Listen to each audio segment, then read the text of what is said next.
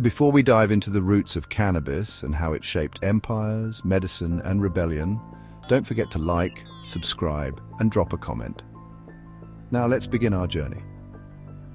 Imagine a single plant. It has quietly woven itself through the vast tapestry of human history. This plant is cannabis. Its story is complex, often hidden from plain sight. It has been a companion to humanity for thousands of years, yet many only know a fraction of its tale. We aim to uncover the layers of this ancient relationship, revealing its profound impact.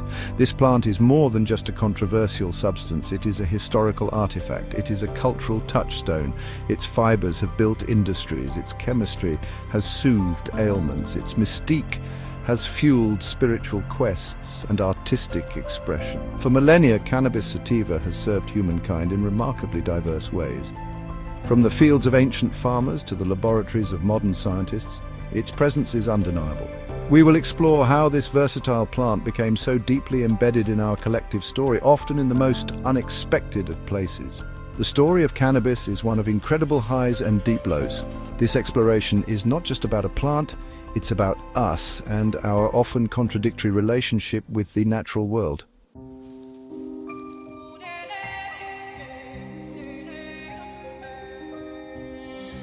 The influence of cannabis extends far beyond its psychoactive properties. It has played a crucial role in the very foundations of empires. Think of the great naval powers. Their mighty ships exploring new worlds and controlling trade routes relied on hemp. Hemp, a variety of cannabis, provided the strong fibers for sails and ropes. Without hemp, the age of exploration might have looked very different. It was a strategic resource as vital as timber or iron. Early American agriculture too depended heavily on hemp cultivation, a testament to its economic importance in building nations. Then there is the plant's ancient medicinal legacy. Long before modern pharmacology, healers and physicians across the globe recognized cannabis's therapeutic potential. In ancient China, texts dating back thousands of years describe its use for various ailments. From pain relief to digestive issues, cannabis was a staple in their pharmacopoeia. Similarly, in India and ancient Egypt, it was valued for its healing qualities. These were not fringe practices, but integral parts of established medical systems. Beyond industry and medicine, cannabis has also been a symbol of rebellion. It has been associated with countercultures and movements challenging the status quo. When societies sought to control or suppress certain behaviors, cannabis often became a target. Its use could signify a quiet defiance, a rejection of mainstream norms. The story of cannabis is therefore also a story of power, control, and the human desire for autonomy and freedom of choice. Understanding these multifaceted roles is essential to grasping the plant's true significance.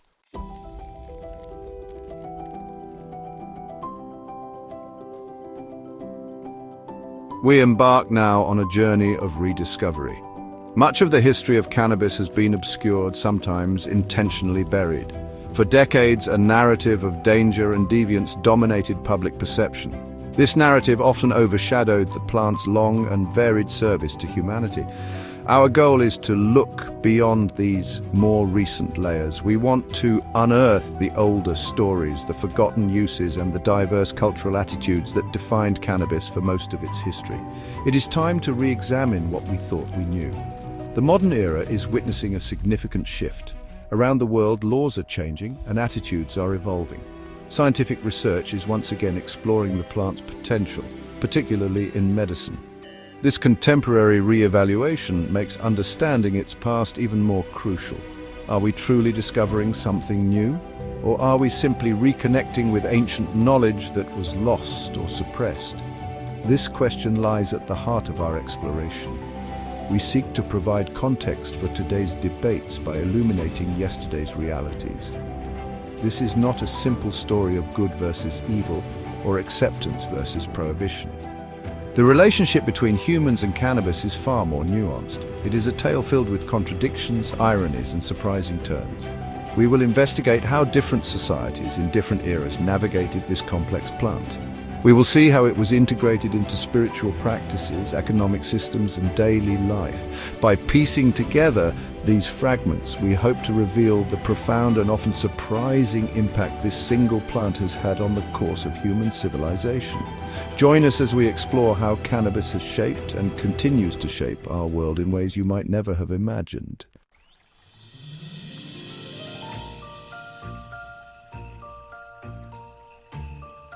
Our exploration of cannabis's ancient roots begins in the vast lands of China. Here, evidence suggests a relationship with the plant stretching back millennia. As early as 2700 BCE, cannabis, or ma as it was known, appears in historical records. It was not some obscure weed. It was a plant with recognized value. The ancient Chinese were astute observers of the natural world. They carefully documented the properties of many plants. Cannabis was among those catalogued for its distinct uses, ranging from the mundane to the medicinal, a true utility plant. Legend often points to Emperor Shen Nung. He is revered as the father of Chinese agriculture and medicine. Around 2737 BCE, he is said to have compiled the Pencao Qing. This pharmacopoeia, or herbal guide, is one of the oldest known. Within its pages, cannabis was reportedly described. Shen Nung, a figure of immense wisdom, is credited with teaching his people about various medicinal herbs. He tasted hundreds of plants himself, a pioneer of empirical study.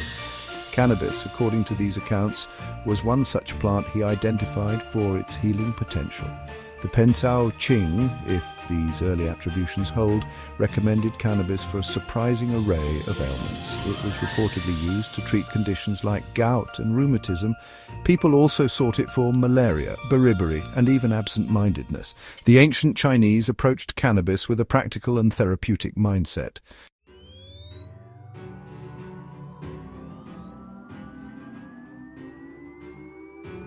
From China, our journey takes us south to the Indian subcontinent. Here, cannabis, known by many names including bhang and ganja, found a different yet equally profound significance.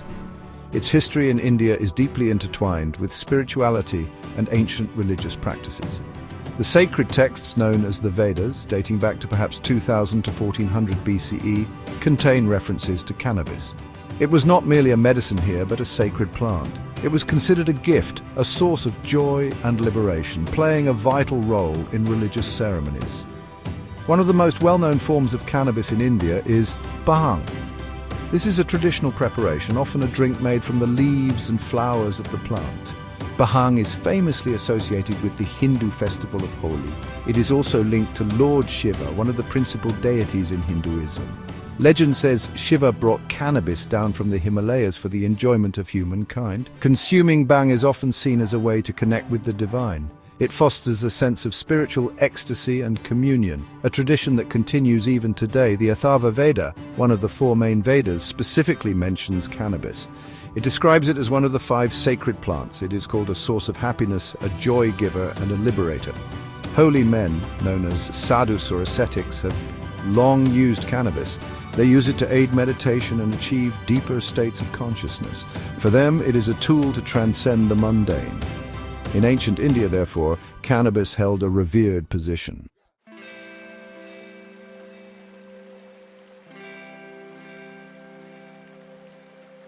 Our historical pursuit now leads us to the ancient land of Egypt. Along the fertile banks of the Nile, another great civilization flourished. Evidence suggests that cannabis, known perhaps as Shemshemet, was also present here. While written records might not be as explicit or abundant as those from China or India, clues exist. These clues paint a picture of a plant recognized for its practical and medicinal applications. The Egyptians were renowned for their advanced medical knowledge. They possessed a sophisticated understanding of herbal remedies, using many plants to treat various illnesses. Several ancient Egyptian medical texts, known as papyri, mention plant-based remedies. The Ebers Papyrus, dating to around 1550 BCE, is one of the oldest preserved medical documents. It contains prescriptions for various ailments, and some scholars believe Shemshemet refers to cannabis. It was reportedly used to treat inflammation, particularly of the eyes, possibly an early reference to glaucoma treatment. Other texts, like the Ramesseum III Papyrus, circa 1700 BCE, also list Shemshemet, suggesting its use in suppositories or enemas, possibly for pain relief or digestive issues. Beyond textual evidence, archaeological findings offer further intriguing insights. Cannabis pollen has reportedly been discovered on several Egyptian mummies. Notably, traces were found on the mummy of Pharaoh Ramesses II, who reigned in the 13th century BCE. While the presence of pollen doesn't definitively prove consumption or specific use, it indicates the plant's availability. It has sparked debate among researchers.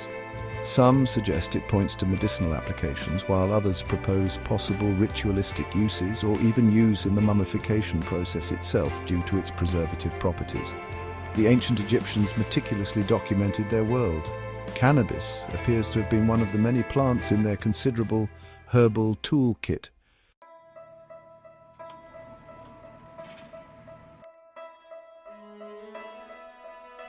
The story of cannabis in antiquity continues to unfold as we turn our gaze towards ancient Greece and the nomadic Scythian tribes. The Greeks, known for their philosophers and physicians, also had knowledge of this plant.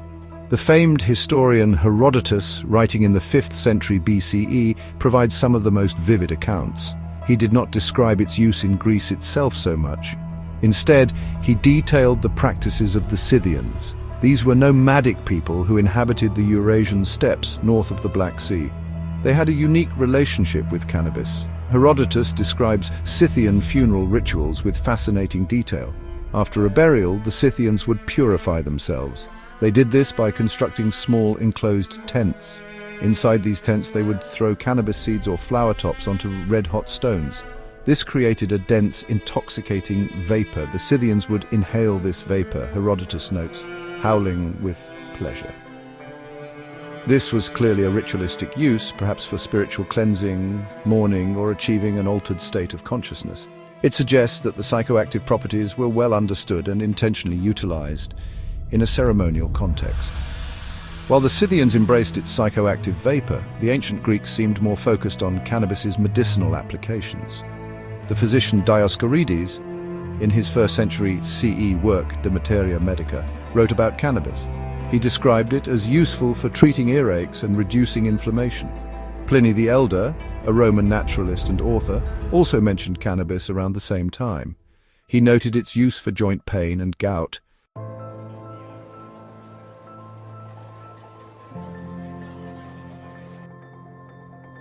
The sacred leaf.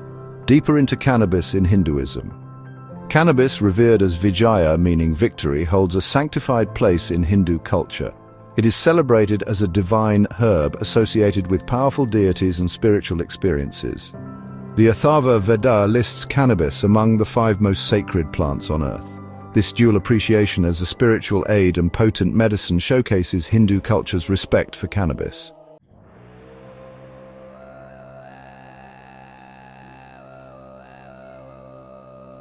Vapors of the afterlife, Scythian rituals and archaeological proof. Greek historian Herodotus described Scythian purification rituals using cannabis vapor. Modern archaeology confirms his accounts. Excavations in the Pasiric Valley revealed cannabis remnants in burial mounds. Bronze cauldrons contained burnt cannabis seeds. The smoke likely induced altered states for spiritual rituals. These findings highlight the spiritual significance of cannabis for the Scythians.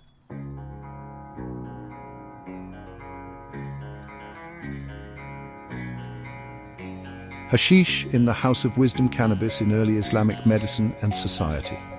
Cannabis made its mark in the Islamic Golden Age from the 8th to the 14th centuries. Scholars in cities like Baghdad, Cairo, and Cordoba documented its medicinal uses.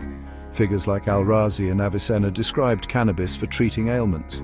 Its psychoactive effects led to debates among scholars and legal schools. Despite this, its medicinal value was acknowledged and studied.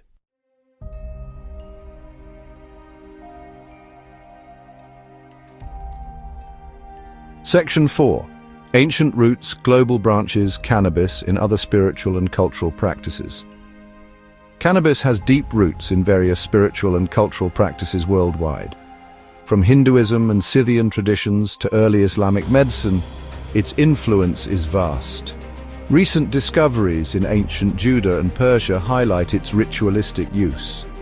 Cannabis was used in various ceremonies from Europe to Africa. Its psychoactive properties were often harnessed for spiritual purposes.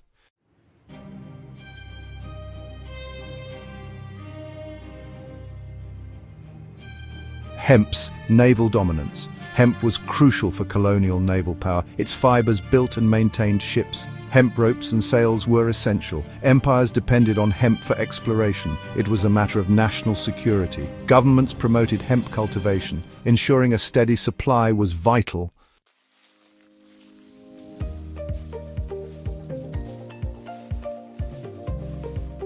Section 2. Sowing the seeds of a new nation, hemp in early America. As European powers expanded across the Atlantic, hemp journeyed with them. The seeds of this vital plant were among the earliest agricultural commodities brought to the shores of North America.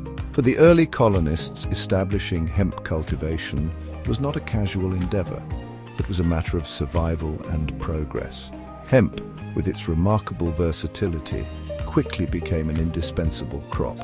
It helped to meet the fundamental needs of the burgeoning settlements, providing raw materials for shelter, clothing, and tools. Leaders like George Washington and Thomas Jefferson actively grew hemp on their plantations. For a significant period, hemp was a cornerstone of the colonial economy.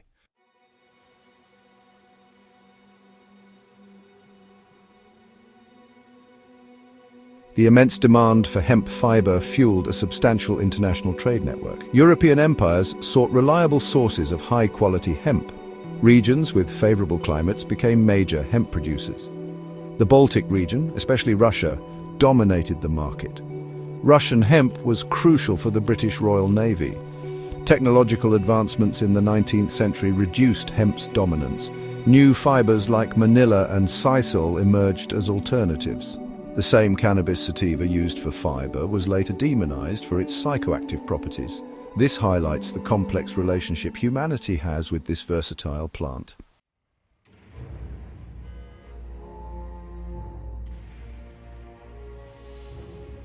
The early 20th century marked a dramatic turn in cannabis's story. Its history as a useful fiber and medicine began to fade. A new narrative focused on its psychoactive properties emerged. This shift was fueled by social currents and anxieties. The plant, once common, started to be viewed with suspicion. This unease laid the groundwork for its criminalization.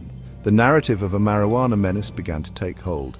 It portrayed the plant as a dangerous substance. Central to this campaign was Harry J. Anslinger. His efforts transformed cannabis into a major public enemy.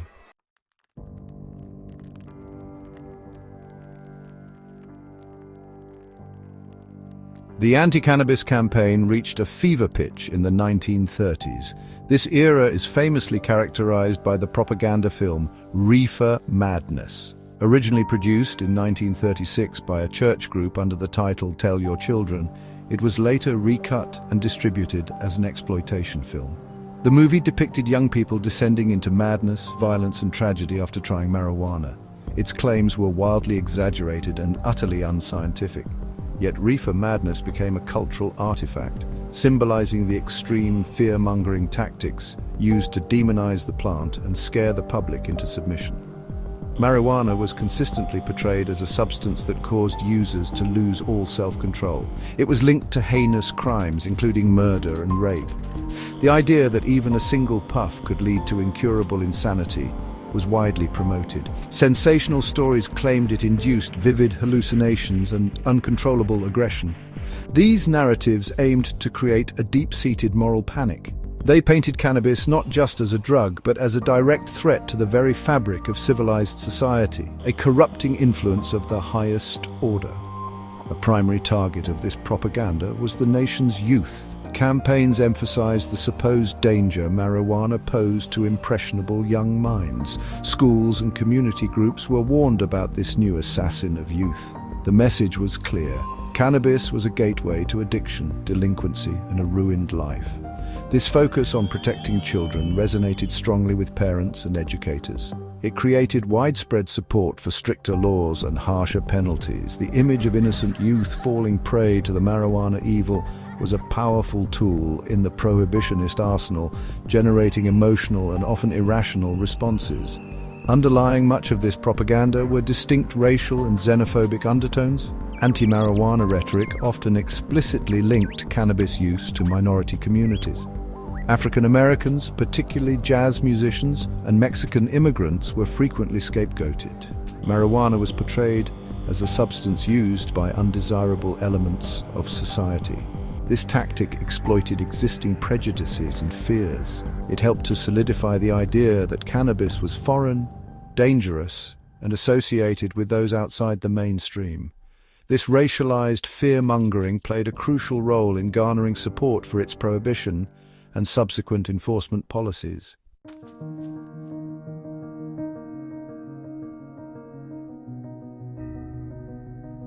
Section 3. Legislating Prohibition, the Marijuana Tax Act. The Marijuana Tax Act of 1937 imposed strict regulations and taxes on cannabis, effectively criminalizing it. This led to widespread arrests and drove the plant underground. The act shaped U.S. drug policy for decades.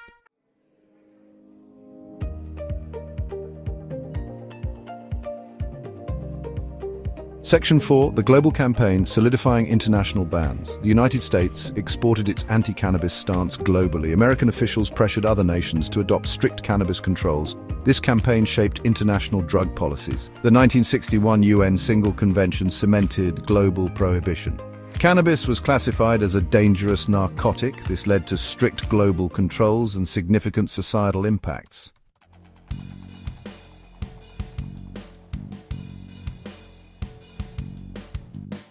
Section 1. The Seeds of Change, Medical Marijuana Breakthroughs. The formidable wall of cannabis prohibition began to show cracks in the late 20th century.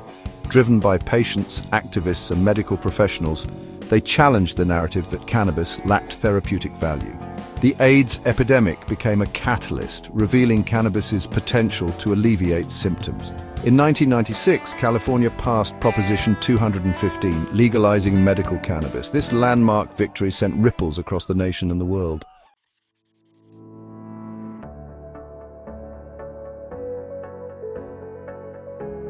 Section 2. The Domino Effect. State-by-state legalization.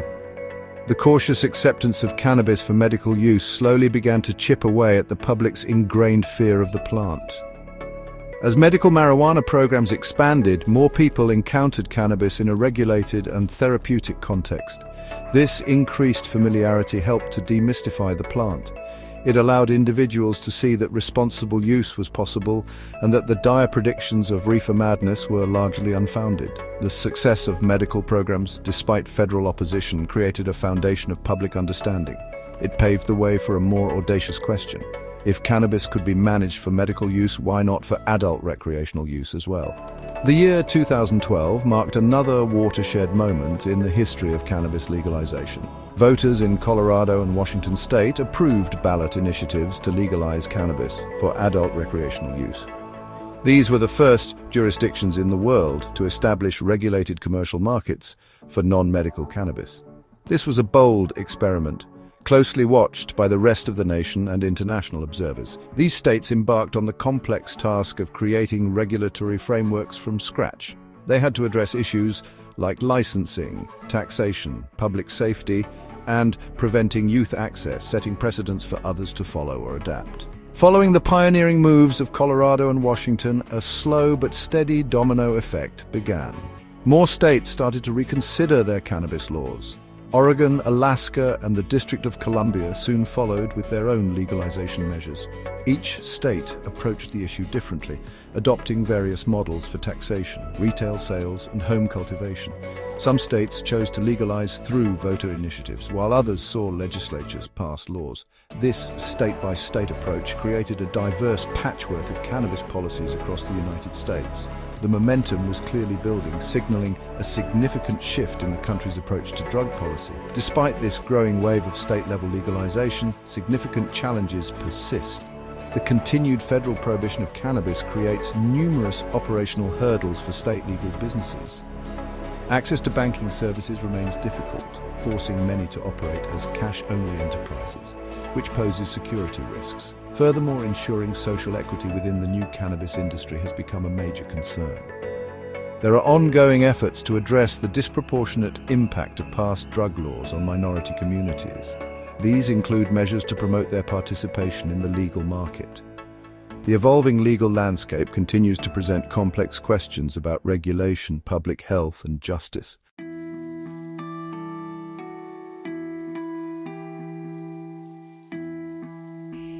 Section 3. A global shift changing tides of public opinion and international reforms. The global shift in public opinion is leading to cannabis law reforms worldwide. Decades of strict prohibition, influenced by US policy, are being reconsidered. The failures of prohibition are increasingly evident. Billions spent on enforcement have not curbed cannabis use. Prohibition has fueled illegal markets and burdened justice systems. Many question if prohibition's harms outweigh those of cannabis. Scientific research is crucial in re-evaluating cannabis policies. Relaxed restrictions have enabled more cannabis research. Studies confirm cannabis's efficacy for various medical conditions. Evidence challenges the assertion that cannabis has no medical value. Research dissemination informs public discourse. It also undermines the fear-based foundation of prohibition. Countries are reforming cannabis laws, reflecting changing sentiment. Uruguay legalized cannabis nationwide in 2013. Canada followed in 2018 with national legalization. Portugal decriminalized all drugs in 2001, focusing on treatment. The Netherlands tolerates cannabis sales in coffee shops. Nations are debating or implementing cannabis reforms. This shift creates a complex international landscape. National reforms often conflict with older international treaties. The momentum for change is undeniable. There is a growing consensus that the war on drugs has failed. The trend is towards more liberal, health-focused policies. The world is moving towards pragmatic and humane cannabis policies.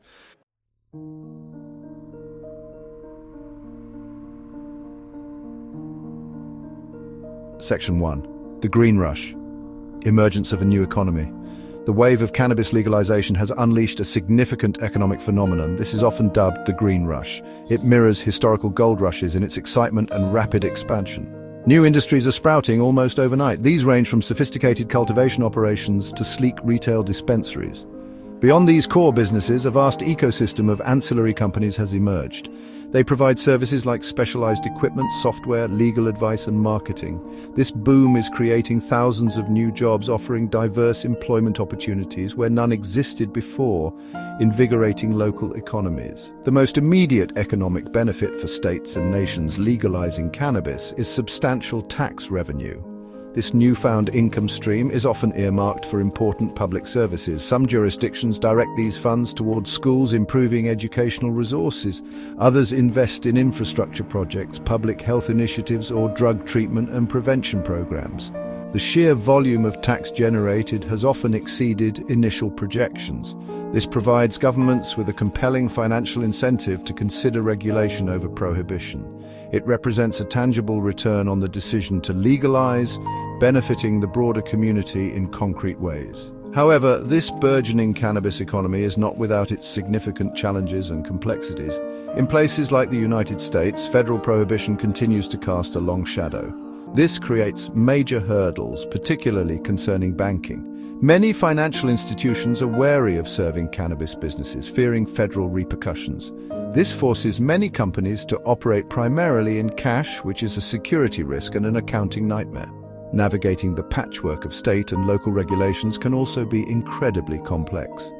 Furthermore, the legal market still faces stiff competition from the long-established illicit market, which often offers lower prices due to a lack of taxes and regulatory compliance costs.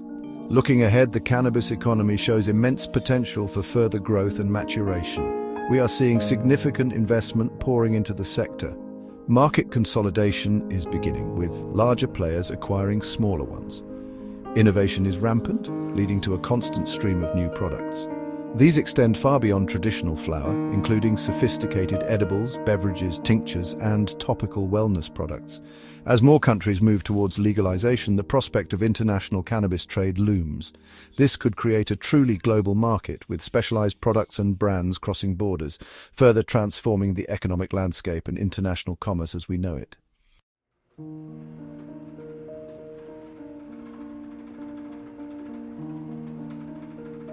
The move towards legalization, particularly for medical use, has profoundly impacted public attitudes towards cannabis. What was once widely condemned as a dangerous drug is slowly becoming normalized. As cannabis sheds its decades-old stigma, open conversations about its use and effects are becoming more common. People are beginning to distinguish between responsible adult use and substance abuse. This shift is driven by increased exposure and personal experiences. Many now know someone who uses cannabis medically or recreationally without ill effect. This first-hand observation helps to dismantle long-held fears and prejudices, fostering a more nuanced understanding. The media and accessible information have played a crucial role in this transformation of public perception. For many years, mainstream media often echoed the sensationalized anti-cannabis rhetoric of the past. However, with legalization movements gaining traction, reporting has become more balanced. Documentaries, news articles, and online resources now explore cannabis with greater depth and objectivity. Scientific studies on its properties, both beneficial and potentially harmful, are more widely discussed. This increased flow of credible information empowers individuals to form their own opinions. It directly counters the fear-based propaganda that dominated public discourse for so long. This evolving perception has significant implications for individuals and communities. The decline in arrests for minor cannabis offenses in legalized jurisdictions means fewer lives are disrupted by criminal records. This is a crucial step towards rectifying past injustices. There is now a strong push for social equity within the cannabis industry. This involves ensuring that communities disproportionately harmed by the war on drugs have a fair opportunity to participate in the legal market. Efforts to expunge past cannabis convictions are gaining momentum. These aim to provide a fresh start for those whose futures were negatively impacted by outdated and often discriminatory laws. The journey towards complete normalization is ongoing, but progress is evident. Cannabis use is becoming more socially acceptable, akin to alcohol consumption in many circles. Younger generations, in particular, tend to have more liberal views, having grown up during this period of rapid change. However, challenges remain. Stigma can persist in certain professions, conservative regions, or among older demographics. Concerns about public health, such as impaired driving and youth access, continue to be important areas of focus for regulators and public health officials. Navigating these complexities is part of the ongoing process of integrating cannabis responsibly into society. Cannabis has long shared an intimate connection with creativity and the arts. Across cultures, artists, writers, and musicians have explored its potential. It has been a muse, altering perception and unlocking inspiration. Cannabis is interwoven into many artistic movements. It fuels imaginative exploration, challenging conventional perspectives. Its influence on music is profound, from jazz to reggae. Jazz and blues musicians used it to enhance improvisation. Reggae music, through Bob Marley, linked it to spirituality. Cannabis is a symbol in activism and social movements. It advocates for policy change and social justice.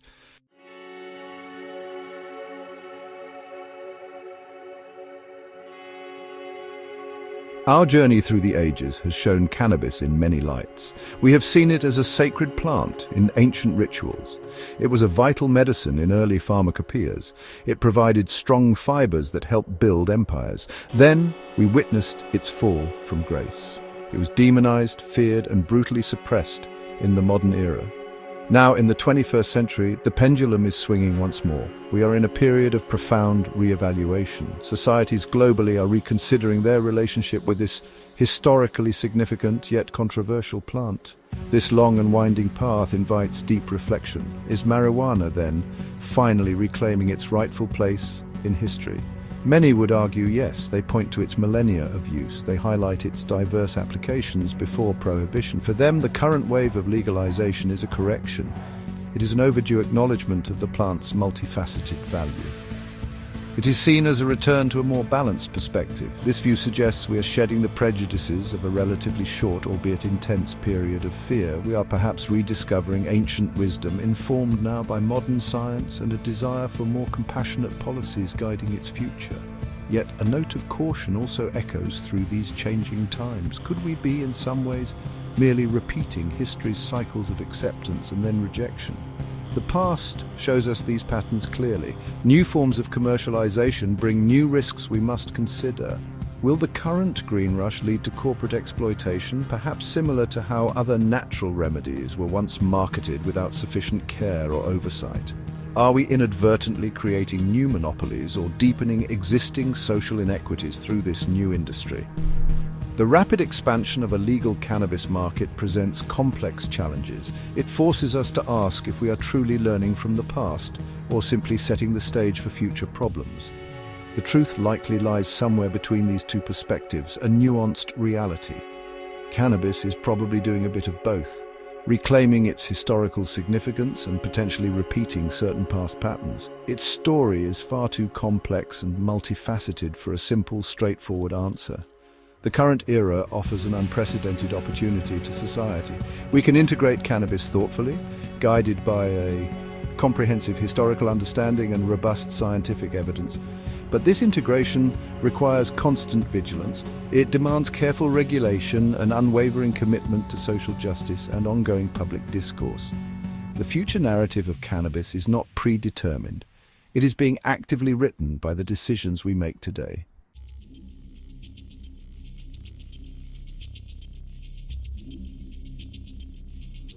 We find ourselves at a fascinating crossroads in the long, tangled history of cannabis. The global shift towards legalization is transformative. Governments are dismantling prohibitionist structures, building equitable regulatory frameworks, ensuring social equity and public health, balancing responsible use with safety. The plant's journey reflects our evolving understanding. Is marijuana reclaiming its place in history or repeating